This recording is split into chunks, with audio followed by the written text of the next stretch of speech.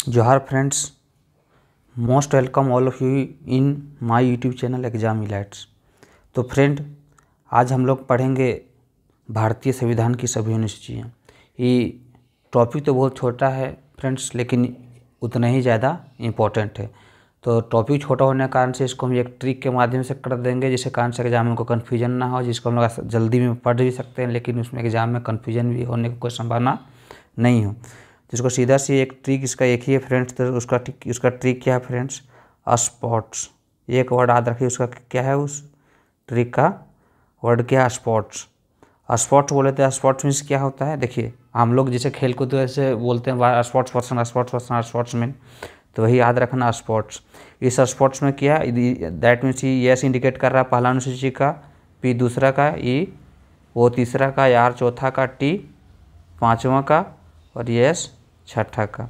तो ये पहला यस फॉर क्या हो गया फ्रेंड्स? स्टेट्स, यानी पूरे देश में कितने क्या स्टेट्स हैं, कितने हैं, इसका मेंशन करता है। दूसरा P for pension, salary and pension, O for oath यानी शपथ पत्र का प्रारूप, आर फॉर राज्यसभा यानी प्रत्येक राज्य एवं केंद्र शासित प्रदेश से राज्यसभा के कितने सदस्य होंगे, इसका जिक्र करता है। और टी फॉर ट्राइब यानी अनुसूचित क्षेत्र के शासन एवं प्रशासन, एस फॉर शेड्यूल स्टेट यानी वैसे स्टेट जो शेड्यूल स्टेट के अंतर्गत में आते हैं, उसको छठी अनुसूची में शामिल किया गया है। तो इसको हम लोग डिटेल में जानने की कोशिश करते हैं फ्रेंड्स। अब हम लोग पहला पढ़ते हैं कि भारतीय संविधान अनुसूची की विशेषताएं, जितने भी सारे अनुसूची उस अनुसूची में क्या क्या विशेषताएं हैं, उसमें क्या क्या मेंशन किया गया है। तो फ्रेंड्स, सबसे पहले हम लोग जानते हैं पहली अनुसूची। पहली अनुसूची में कि इसमें राज्यों और केंद्र शासित प्रदेशों के नाम है। वही बोले यस फॉर फर्स्ट में sports, first letter S, S for states, वही राज्यों और केंद्र शासित प्रदेशों का नाम इसमें मेंशन है। इसमें साथ साथ में क्या राज्यों के क्षेत्रीय क्षेत्राधिकार का भी वर्णन है कि कौन सा राज्य का क्षेत्र कहाँ कहाँ तक जा सकता है, उसका क्षेत्राधिकार क्या है, उसका भी मेंशन है। और इस प्रकार से उसमें ये मेंशन है कि भारत 28 राज्य और 8 केंद्र शासित प्रदेशों का एक संघ है। नेक्स्ट दूसरा अनुसूची कहता है पी फॉर पेंशन। पेंशन में दैट में उसमें क्या हो गया कि पेंशन में से आ गया वेतन, भत्ता, पेंशन। मुख्य रूप से इसमें क्या है, पेंशन में से वेतन हो गया, भत्ते हो गए और पेंशन, और साथ साथ में उनके विशेषाधिकार और परिलब्धियों के संबंध में प्रावधान किया गया है। दूसरी अनुसूची में पी फॉर पेंशन यानी वेतन, भत्ते और पेंशन, उनके विशेषाधिकार परिलब्धियाँ के संबंध में प्रावधान किया गया है। इसमें किसका इसका मुख्य मतलब मेंशन किया गया है? सबसे पहला भारत के राष्ट्रपति, दूसरा भारतीय राज्यों के राज्यपाल, तीसरा लोकसभा के अध्यक्ष और लोकसभा के उपाध्यक्ष। इसके बाद से फ्रेंड कि राज्यसभा के सभापति और राज्यसभा के उपसभापति, भारतीय राज्यों के विधानसभाओं के अध्यक्ष और उपाध्यक्ष का भी है। भारतीय राज्यों की विधान परिषदों के अध्यक्ष और उपाध्यक्ष, सर्वोच्च न्यायालय के न्यायाधीश, उच्च न्यायालय के न्यायाधीश, भारत के नियंत्रक एवं महालेखा परीक्षक यानी शॉर्ट में बोले तो कैग। तो उसमें सभी के वेतन, भत्ते और पेंशन का जिक्र है। नेक्स्ट तीसरी अनुसूची में फ्रेंड, तीसरी अनुसूची में शपथ और प्रतिज्ञा यानी उन लोगों जो शपथ लेते हैं, शपथ के साथ में जो प्रतिज्ञा लेते हैं, उसके बारे में मेंशन है।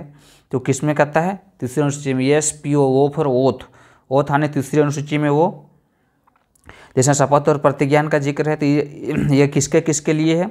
सबसे पहला ये भारत के केंद्रीय मंत्री, जितने भी सारे भारत के केंद्रीय मंत्री है, उन लोग जब अपना पद ग्रहण करते समय जो शपथ लेते हैं, उसका जिक्र किया गया है किसमें? अनुसूची तीसरा में, O for oath, sports, S P O. उसके बाद संसद चुनाव के उम्मीदवार, जितने भी सारे संसद में चुनाव में जितने भी सारे अपना नॉमिनेशन फाइल करता है, उसमें भी उसको भर के देना पड़ता है। उसके बाद क्या है कि संसद सदस्य, जितने भी सारे संसद में संसद सदस्य बनते हैं, उन लोग भी क्या करते हैं, बनने के बाद शपथ लेते हैं। उसके बाद क्या? सर्वोच्च न्यायालय के न्यायाधीश, नियंत्रक व महालेखा परीक्षक, राज्य के मंत्री, राज्य विधानमंडल चुनाव के उम्मीदवार, राज्य विधानमंडल सदस्य, उच्च न्यायालय के न्यायाधीश यानी तीसरा में क्या था? सभी के ओथ के बारे में मेंशन किया गया है। चौथी अनुसूची में इसमें क्या कहता है कि राज्यसभा में, कहाँ पे? राज्यसभा में राज्यों और केंद्र शासित प्रदेशों के लिए सीटों का आवंटन। चौथा में क्या है?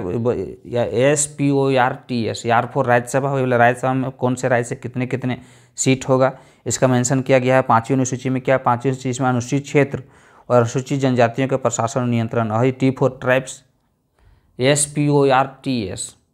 पहला S फॉर स्टेट्स, दूसरा P फॉर पेंशन, तीसरा O फॉर ओथ, चौथा R for Rajya Sabha, T for tribe.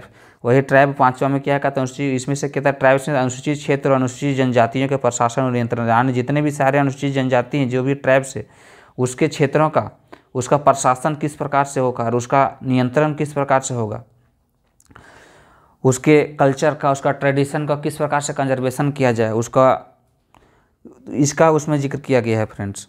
Next है छठी सूची। नेक्स्ट लास्ट में क्या था, यस फॉर इसको स्पेशल स्टेट्स बोल सकते हैं, तो फिर उसको शेड्यूल एरिया बोलिए या शेड्यूल स्टेट बोलिए, जो कुछ बोल सकते हैं।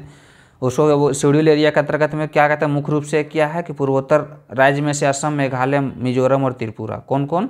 असम, मेघालय, त्रिपुरा और मिजोरम राज्यों में आदिवासी क्षेत्रों के प्रशासन के संबंध में। अब क्या इन सभी जो राज्य है, जो इन सभी जो इतने से सारे पूर्वोत्तर राज्य हैं, इन लोगों क्या है कि इन लोगों को आम लोगों से बहुत अलग है। इन लोगों को क्या है कि रहन सहन, ट्रेडिशन, कल्चर आम लोगों से बहुत फर्क है, जिसके कारण उन लोगों का एक स्पेशल प्रोविज़न किया गया है। वो किस में है? छठी अनुसूची में तय किया गया है, जिसको शेड्यूल एरिया कहा जाता है। नेक्स्ट है सातवीं अनुसूची। अब नाम से ही सातवीं, अब क्या कहता है? सातवीं बोले तो शक्ति, सातवीं यानी शक्ति। सातवीं अनुसूची यानी सातवीं अनुसूची में क्या कहता है? शक्ति का विभाजन। शक्ति क्या है? शक्ति का विभाजन किस में होगा? संघ सरकार में, राज्य सरकार में, ठीक। तो वही शक्ति के विभाजन के लिए किस में किया गया? संघ सरकार और राज्य सरकार में। तो इसके लिए क्या प्रावधान किया गया? शक्ति विभाजन के लिए उसको 3 विधायी सूची में वर्गीकरण किया गया। 3 विधायी सूची की यदि हम लोग बात करते हैं तो सबसे पहले क्या आता है कि संघ सूची, राज्य सूची और समवर्ती सूची। संघ सूची में क्या है? जिसमें अधिकार क्या होता है? संघ सरकार का होता है। राज्य सूची में क्या होता है? राज्य सूची में अधिकार राज्य सरकार का होता है। तो संघ सूची में क्या कहता है? प्रारंभ में 97 विषय थे, लेकिन वर्तमान में 100 विषय हो गई। अब संघ सूची के अंतर्गत में क्या आता है? देश की प्रतिरक्षा, विदेशी मामले, युद्ध एवं शांति, रेल, डाक तथा तार, बैंकिंग, परमाणु शक्ति इत्यादि वगैरह आते हैं। जबकि राज्य सूची के अंतर्गत में पहले प्रारंभ में 66 थे, जबकि वर्तमान में कितने हो गए? 61 हो गए। पहले 66 थे राज्य सूची में, वर्तमान में कितना हो गए? 61 हो गए। इसके अंतर्गत में क्या आता है? लॉ एंड ऑर्डर यानी शांति एवं व्यवस्था, पुलिस, जेल, स्थानीय शासन, कृषि इत्यादि सारे आते हैं राज्य सूची के अंतर्गत में। नेक्स्ट है समवर्ती सूची। अब समवर्ती सूची में क्या आता है? जिसमें राज्य सरकार और संघ सरकार दोनों का क्या होता है? दोनों का अधिकार होता है, दोनों को उसमें पावर होता है। तो इसमें क्या था कि प्रारंभ में इसमें 47 विषय थे, लेकिन वर्तमान में कितने हो गए? 52 हो गए।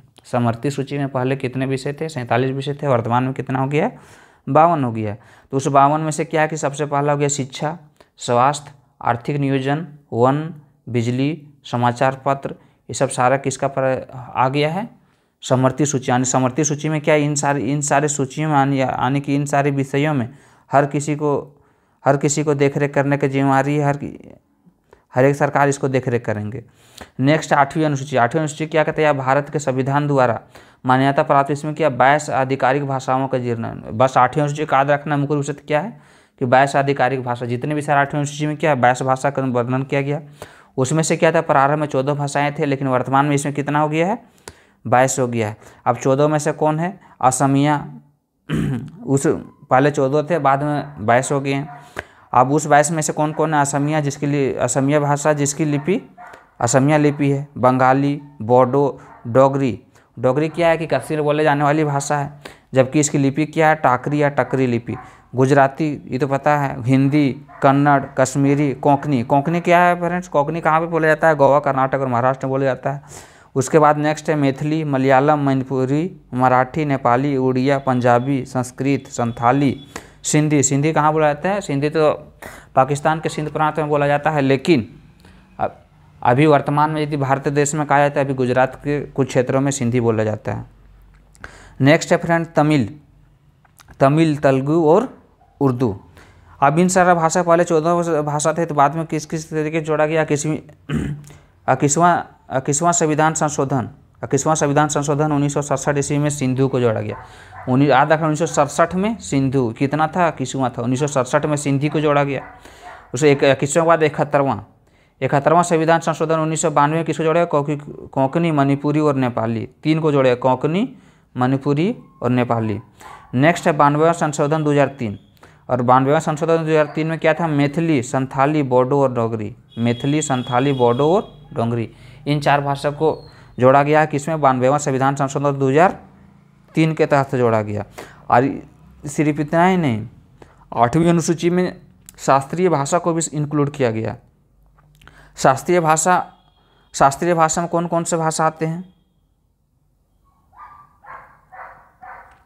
फ्रेंड्स? शास्त्रीय भाषा की यदि हम लोग बात करें तो शास्त्रीय भाषा में आ जाता है, शास्त्रीय भाषा मुख्य रूप से कितने भाषा हैं? तो फ्रेंड्स शास्त्रीय भाषा में कौन कौन से आते हैं? तमिल, तेलुगु, कन्नड़, मलयालम, उड़िया और संस्कृत। कौन कौन? 6। भारत में क्या है, शास्त्रीय भाषा का मात्र 6 ही भाषा को शास्त्रीय भाषा के रूप में मान्यता प्राप्त है। उसमें से शास्त्रीय भाषा कौन कौन से हैं? तमिल है, तेलुगु है, कन्नड़ है, मलयालम है, उड़िया और संस्कृत। तो सब उसमें से भी सवाल ही पूछता है कि सबसे पहले शास्त्रीय भाषा के रूप में किसे मान्यता मिला था? सबसे पहले मान्यता मिला था तो तमिल को। कब मिला था? 2004 में। और सबसे अंत में मिला था किसको मिला है? उड़िया को। कब मिला था इसको? 2014 में। सबसे पहले मिला तमिल को 2004 में और सबसे अंत में मिला उड़िया को। कब मिला? 2014 में। इस प्रकार उसके बाद से आता है फ्रेंड 9वीं अनुसूची। 9वीं अनुसूची में पता है कि 9वीं मतलब 9, और 9 मतलब इसमें क्या कहा कि मतलब कि वैसे कुछ ऐसा चीज़ें हैं जिसको इस अनुसूची में डालना है तो उसका संशोधन नहीं किया जा सकता है। इसको क्या किया गया था? इसको मुख्य रूप से फ्रेंड पहला संविधान संशोधन 1951 के तहत से, पहला संविधान संशोधन 1951 के तहत से इसको शामिल किया गया था। अब इसको शामिल करने का मुख्य मकसद क्या था? सबसे पहले भूमि सुधार से संबंधित जितने भी 1951 में जो भूमि सुधार के लिए जो सरकार ने कदम बढ़ाया था उसके लिए इस अनुसूची को शामिल किया गया था। तो इसमें से क्या था? इसमें सबसे पहले क्या है कि इसमें जमींदारी प्रथा का उन्मूलन के लिए सरकार ने प्रयास किया कि जमींदारी प्रथा जो सदियों से चली आ रही थी उस प्रथा को समाप्त करने के लिए इस अनुसूची को डाला गया था। नेक्स्ट ये कि यह अन्य मामलों से संबंधित सांसद के कृत्यों और विनियमों से संबंधित है, कि सांसद के कार्यों और उसके विनियमों से भी संबंधित इसमें है। साथ साथ में कहता है कि राज्य द्वारा संपत्ति के अधिग्रहण की विधियों के उल्लेख है। इसमें ये भी मेंशन किया गया है कि राज्य अपना संपत्ति का अधिग्रहण किस प्रकार से करेगा उसका भी इसमें उल्लेख है। तो 9वें अनुसूची में से कहा गया था कि पहले क्या था कि इस अनुसूची में संविधान में के 9वीं अनुसूची में इसको शामिल करने का मकसद वाले प्रारंभ में क्या था कि इसको जो भी चीज़ें को इस अनुसूची में शामिल किया जाएगा उसको पुनः उसको न्यायिक समीक्षा नहीं किया जा सकता है। लेकिन सुप्रीम कोर्ट ने 2007 में एक निर्णय दिया कि जो ये 9वीं अनुसूची है ये भी समीक्षा योग्य है, बशर्ते कि वह मौलिक अधिकार के हनन के मामले यदि वह मौलिक अधिकार के हनन कर रहा हो तो उस पर समीक्षा किया जा सकता है, क्योंकि मौलिक अधिकार सर्वोच्च है। मौलिक एक आधारभूत संरचना के अंतर्गत में आता है, इसलिए वह एक सर्वोच्च है, उसको हनन नहीं किया जा सकता है। नेक्स्ट फ्रेंड 10वीं अनुसूची। 10वीं अनुसूची बोले 10वीं मतलब दल बदल, 10वीं दल बदल। इसमें क्या कहता है फ्रेंड कि सांसद और राज्य विधानमंडलों के सदस्यों की योग्यता से संबंधित प्रावधान। दैट मीन्स कि जितने भी सारे संसद और राज्य विधानमंडल के सदस्य हैं उसकी अयोग्यता कैसे होगी उसका जिक्र किया गया है। इसको कब शामिल किया गया था? 92वां संशोधन 1985 के तहत से। कब शामिल किया गया था? 92वां संशोधन 1985 के तहत से शामिल किया गया था, जिसे दल बदल विरोधी कानून के रूप में इसको शामिल किया गया था। नेक्स्ट है फ्रेंड 11वीं इसको बोला ही गया 11वीं और पंचायती राज व्यवस्था। पंचायती राज व्यवस्था कहाँ पे लागू हुआ? ग्रामीण क्षेत्र यानी 11वीं ग्रामीण क्षेत्रों में। 11वीं को कहाँ पे लागू किया? ग्रामीण क्षेत्रों में। ग्रामीण क्षेत्रों में क्या लागू किया गया? पंचायती राज व्यवस्था को लागू किया गया है। पंचायती राज व्यवस्था के अंतर्गत पंचायत की शक्तियाँ क्या होगा, उसकी अधिकार क्या होंगे और उसकी जिम्मेदारियाँ क्या होंगे। इसमें क्या है कि पंचायती राज व्यवस्था में उसको 29 मामले हैं आते, फिर उसमें 29 विषय को शामिल किया गया है। इसको कब शामिल किया गया था? 73वां संविधान संशोधन अधिनियम। 73वें संविधान संशोधन अधिनियम 1992 में इसको शामिल किया गया। कब? 11वीं अनुसूची को। नेक्स्ट और अंतिम में है फ्रेंड्स 12वीं अनुसूची। 12वीं अनुसूची क्या है कि 12वीं यह नगर पालिकाओं यानी इसको बोल सकते हैं हम लोग कि नगर परिषद नगर निगम का जितने भी सारे उसको जो अधिकार शक्ति और प्राधिकार दी गई है वो किसके 12वीं अनुसूची के अंतर्गत में दी गई है। तो 12वीं अनुसूची के इसमें से कितने विषय हैं? 18 विषय हैं, 18 बातें हैं।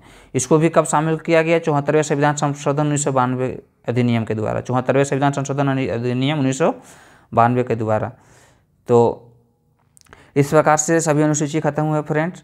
तो इस प्रकार से हम ट्रिक के साथ आप लोगों को क्विक रिवीजन के लिए बेहतर तरीके से एक गाइडेंस के लिए, क्विक रिवीजन के लिए हम आपके साथ हम लगातार वीडियो लाते रहेंगे फ्रेंड। आप लोग वीडियो को देखने का रेगुलर प्रयास करें, चैनल को सपोर्ट करें और अपना प्यार दिखाने का प्रयास करें। थैंक यू, नमस्कार, जय हिंद।